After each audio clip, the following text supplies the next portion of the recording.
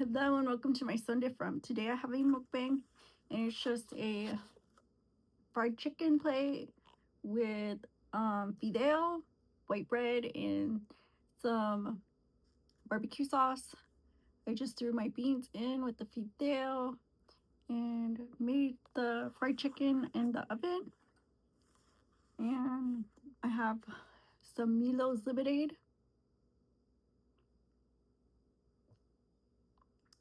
It's good. So I just warmed up the bread in the oven a little bit. Let's see,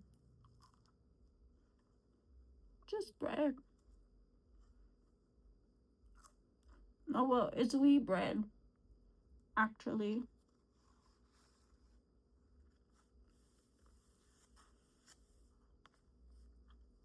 It's from Kroger's.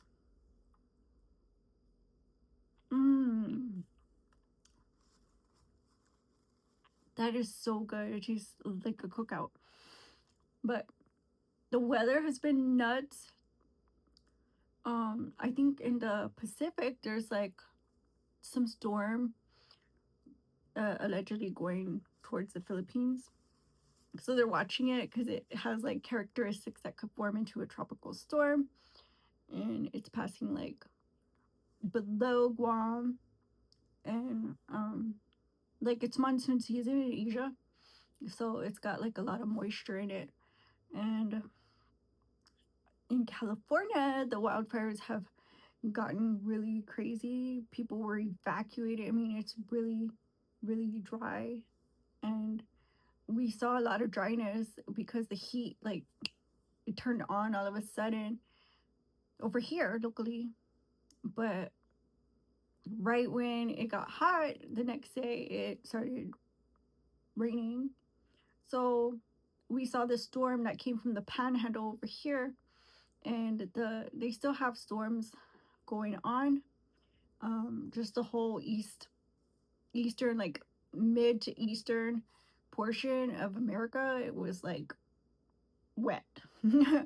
So I mean, you name it, Texas, Atlanta, like places that they were just showing their floods and stuff going on. Really bad thunderstorms, really bad winds and stuff. Just serious, serious weather. And today was rainy. It got dark a little bit too much. I was like, is it nighttime?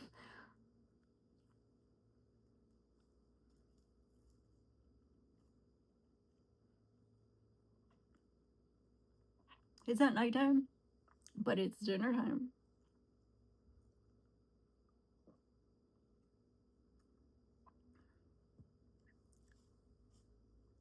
So, so America was indicting Raul Castro. I think there's like other people that they're trying to extradite. So people have been trying to get the pilots that allegedly shot down two American um what are they called, social workers, like mm,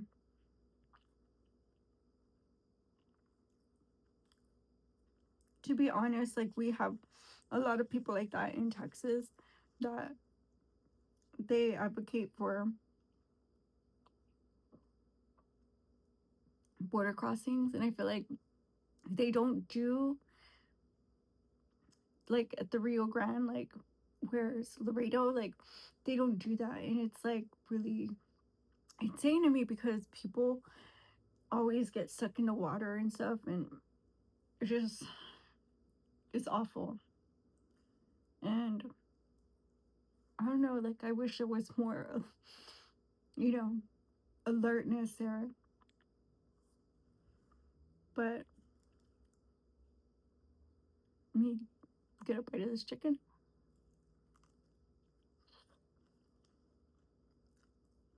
Look at that, juicy.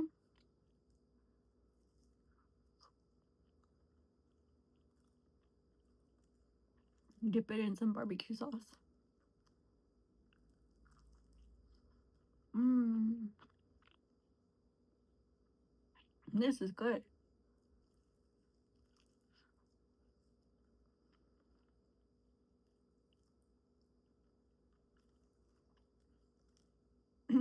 So there's people that watch border crossings, and there's so much politics involved in border crossings because, I mean, if you want to talk about an easy way to exploit people,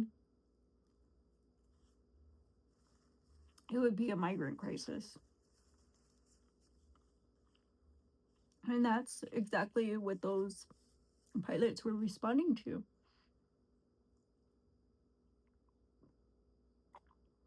The surge in crossing borders over open water, which is obviously very alarming to me because, I mean, I'm just looking at the Rio Grande right now and saying, wow, can we do better? And can you imagine the Caribbean waters? You know, a little bit Atlantic, a little bit Caribbean, a little bit Gulf water.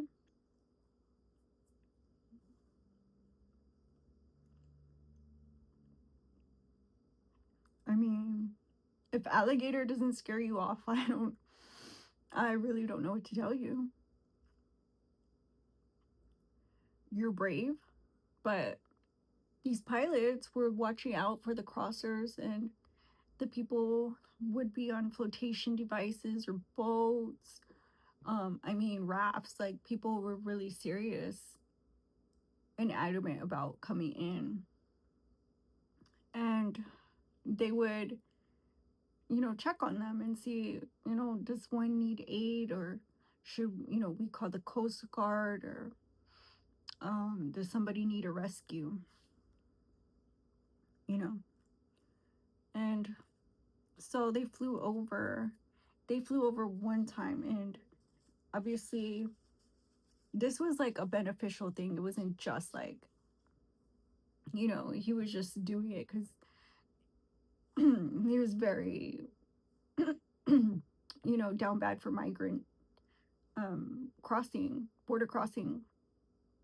So he was getting his hours in, and all the points build up, so that way he could be somehow licensed to do something. And so there was two of them, I think. No, there was three. They said there was three. I don't know why they they're trying to up the Raul Castro's henchmen, and then lower the victims. Like, that is so insane. Like, I'm sorry, but I'll stop at the propaganda stuff like any day. Like, y'all really need to watch out. These people are predatory when they're coming out and speaking on Cuba. It's like dangerous because obviously it will lead to racial difference, and we don't want to see that anymore. We're trying to help Cuban people, Cuba, the government as it stands, and Cuba afterwards. Obviously, if they extradite him, things need to be, a certain ways, at least meet international code. But when they flew over the open waters, Raul Castro ordered them to be neutralized. He deemed them a threat. Like, there's documentation for days on this stuff. Like, he didn't just want one pilot to down the planes. He wanted to make sure the message was clear and straight and sent to America, from the chief, right? So he had his pilots fly out, right? He had his pilots fly out, and then each one took on a plane, right? So there was three that got charged with it, in America, and then they were just like, well, we're Cuban, so they just went back to Cuba. And they were charged, they were found guilty, and they're just like, extradite us, come with the warrant. What are you gonna do? They went back home, lived their life in the military. And obviously, you know, people were like, that's, they've been trying for years, trying something. And they were like, well, we'll just make sure that embargo hits. So they, had frozen assets of Cuba. And then they tapped into it to give them some type of, restitution for, at least pay the funeral, of these guys.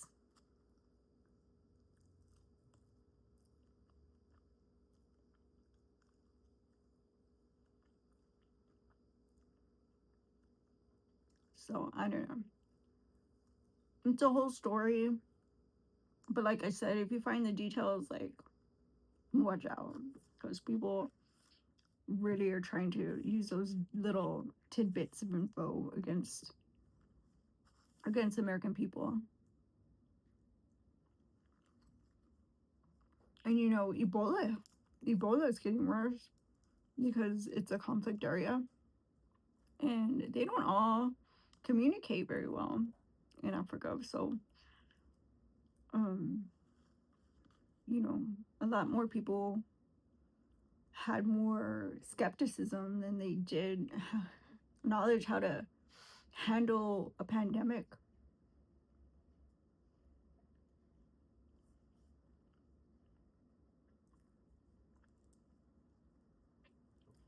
And it's affected air travel. That's affected air travel. And of course, it's Donald J. Trump's fault, even though he's the one who set out the laws and, you know, made sure protocol, made sure relief.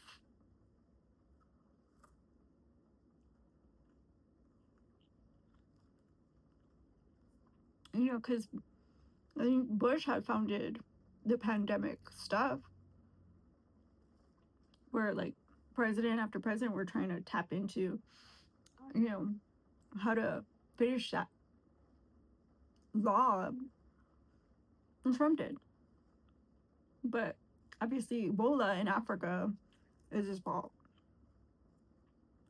And Ebola obviously always affects Africa, mind you. Ebola existed before Donald J. Trump, and Ebola will exist after Donald J. Trump.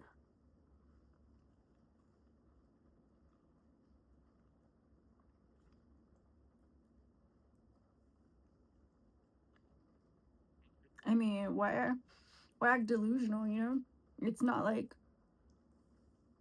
you're supporting the effort, because I remember treating patients in North Texas, and I got bullied and hazed and ridiculed through media.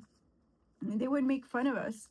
We were the Ebola doctors, and it was like so funny and hilarious to point that out.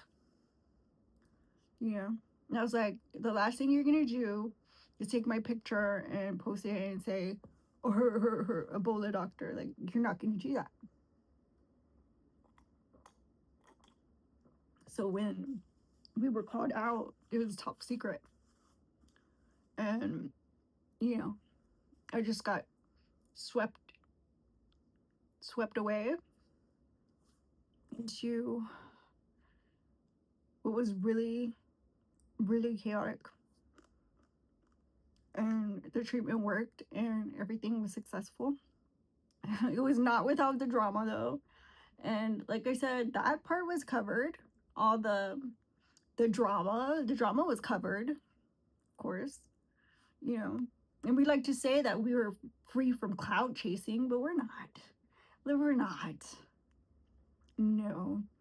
No, you covered how the patient and the nurse, and they were like married or something. You covered them getting married. Don't even lie.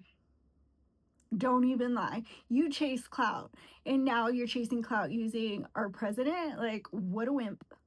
You're such a wimp. Like, cry me a river. Let's call the wambulance because you're too soft and sensitive to understand that our president did that. He, finished up the pandemic laws. He did his thing. Clock it toots. And yeah, I did respond to Ebola and I got made fun of for it. And the whole treatment of the entire, you know, hospital sector that of which was containment, EBV, containment, and treatment, whatever therapy. It was covered everything. Equipment, each patient, everything was covered. I mean, everybody was all but doxxed. It was covered. Yeah. Did we get praises for that? No. Did the nurse staff get praises? No. Mm-mm. We were still made fun of. Mm-hmm. Mm-hmm.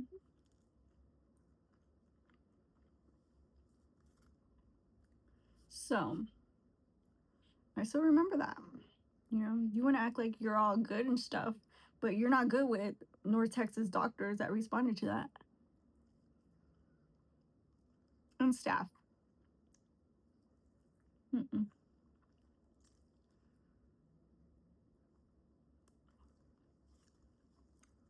So, and you still got a job, don't you? Mm-hmm.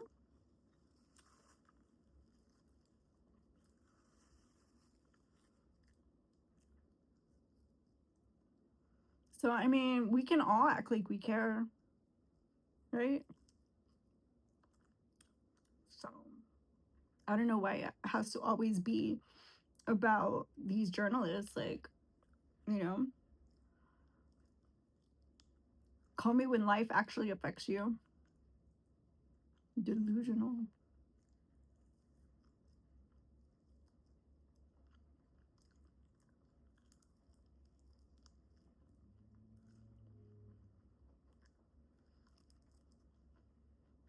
So, I tried jerk chicken and seasoning on this, but it was so little compared to how much flour I'd used. So, I'll try it again tomorrow and I'll try to film it.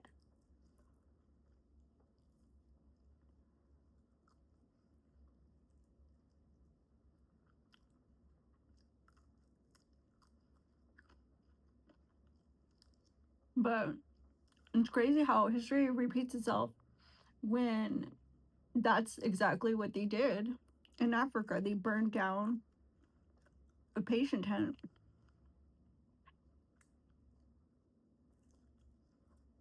All the docs.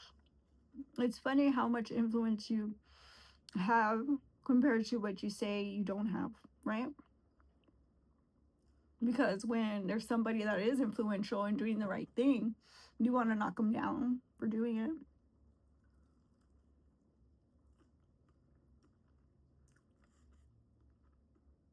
I don't know how you sleep at night.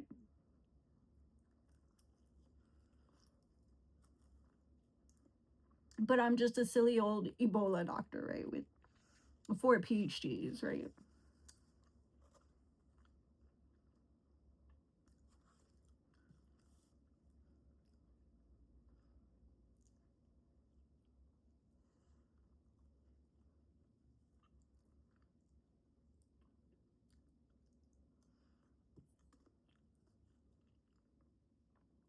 So, mm,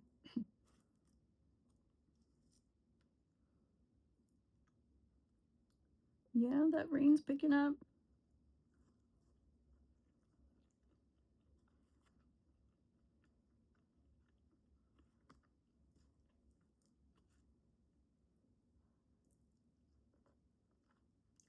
It's a little spicy.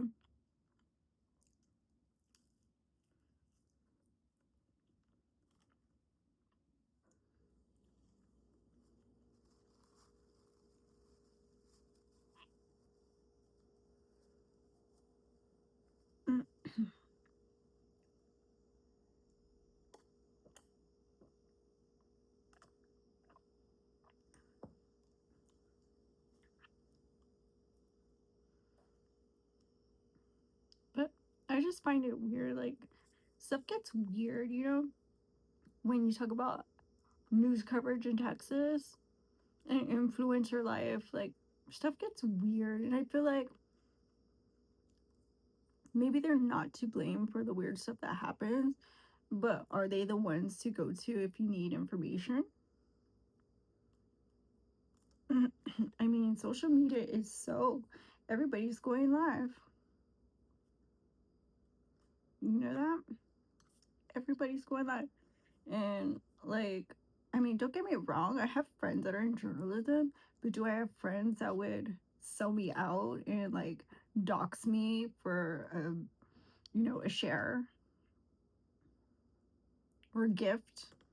Like you send me a galaxy and I'll answer whatever you want in the DMs.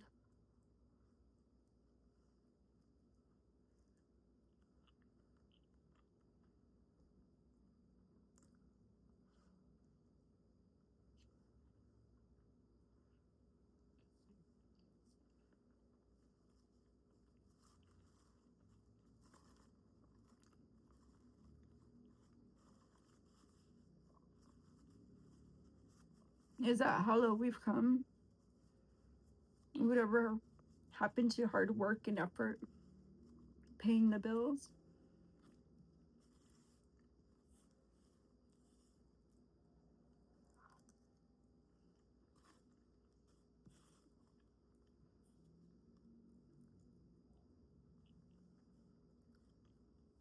I mean, because when I think about it, who else knows my address? You know?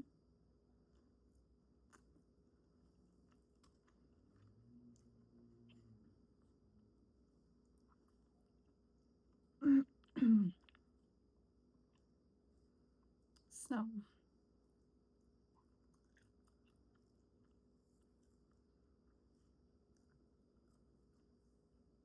you know how they say all things in the end come to light?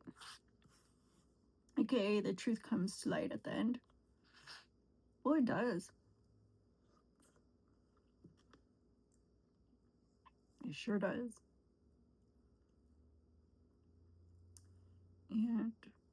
And that's all I'll say about that right now. Because, yeah, I always say it's only a matter of time till your run ends too.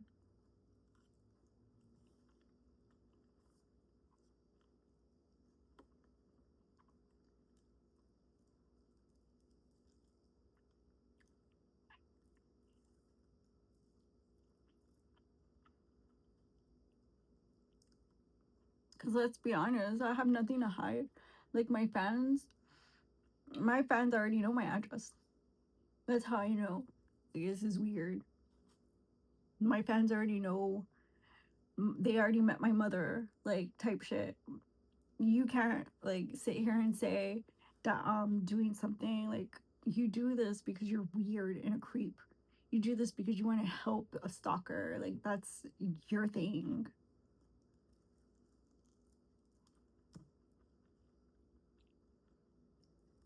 hmm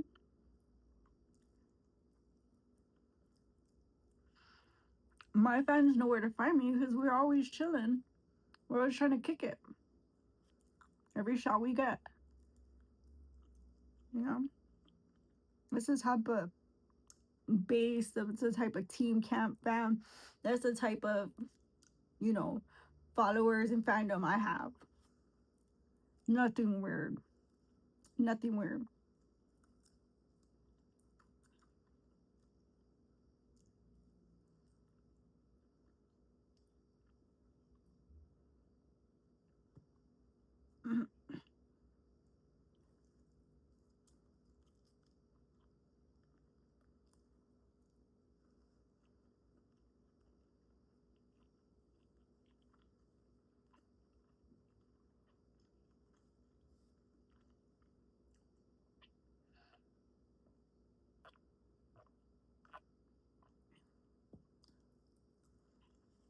Oh, my man sure knows how to pick some lemonade. I think this tastes like a cookout plate plus the lemonade. It like tastes like backyard party up in here in Studio C. But yeah, that's all the time I have actually. I have seconds. But off cam. But thank you guys for joining me, and I'll see you in the next one. It might sound different. Bye bye.